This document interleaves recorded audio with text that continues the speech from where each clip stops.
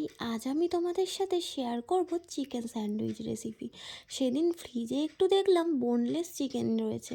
আমি ভাবলাম বোনলেস চিকেনটা দিয়ে কি করব, তো আজকে একটু চিকেন স্যান্ডউইচ বানানো যাক। আমি ফ্রিজ থেকে চিকেনটা বার করে একটু জলে ভিজিয়ে দিলাম যাতে নর্মালে চলে আসে।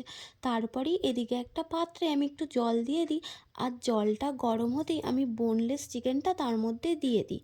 আর তারপরে একটু গোলমরিচ আর 2-3টে তেজপাতা আর একটু নুন দিয়ে ওটাকে আমি বেশ কিছুক্ষণ ফুটতে দিই, যাতে চিকেনটা ভালো করে সিদ্ধ হয়ে আসে। আর চিকেনটা যখনই ফুটতে ফুটতে বেশ কিছুক্ষণ পর সিদ্ধ হয়ে যায়, আমি ওটাকে নামিয়ে নিই। আর নামিয়ে নেওয়ার পর দুটো কাঁটা চামচের সাহায্যে আমি ওটাকে ম্যাশ ম্যাশ করে নিই।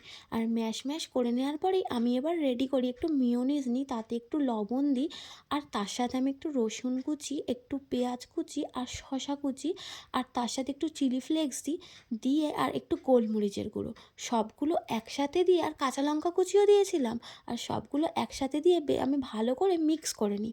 মিক্স করে নেওয়ার পর ম্যারিনেটটা যখন আমার হয়ে যায়, তারপরে আমি ওটাকে রেখে দিই। রেখে এদিকে আমি একটুখানি মিয়োনিজ আর একটুখানি কাসুন্দি নিয়ে ওই দুটোকে একটা মিক্সচার তৈরি করি।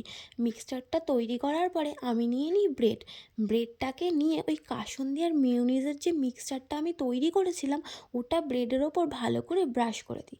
ব্রাশ করে দেওয়ার পর তাতে আমি ওই চিকেনের যে পুরটা তৈরি করেছি, চিকেনের সেই পুরটা আমি তার ওপর দিয়ে দিই।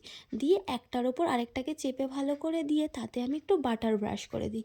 বাটার দিয়ে ব্রাশ করার পরে আমি এদিকে একটা ফ্রাই প্যান বসিয়ে দিই। আর ফ্রাই প্যানের মধ্যে আমি বাটার ব্রাশ করা দিকটা প্রথমে দিয়ে দিই, তারপরে আমি আরেক দিকটাও বাটার ব্রাশ করে দিই। দুদিকেই আমি ভালো করে ব্রেডটাকে আমি ফ্রাই করে নিই। ফ্রাই করে নেওয়ার পরেই রেডি হয়ে গেল আমার চিকেন স্যান্ডউইচ। আমার রেসিপিটা কেমন লাগলো অবশ্যই কমেন্ট করে জানিও। আর আমার এরকম রেসিপিগুলো দেখতে তোমাদের কেমন লাগছে। টাটা, আবার আসবো নতুন কোনো রেসিপি নিয়ে।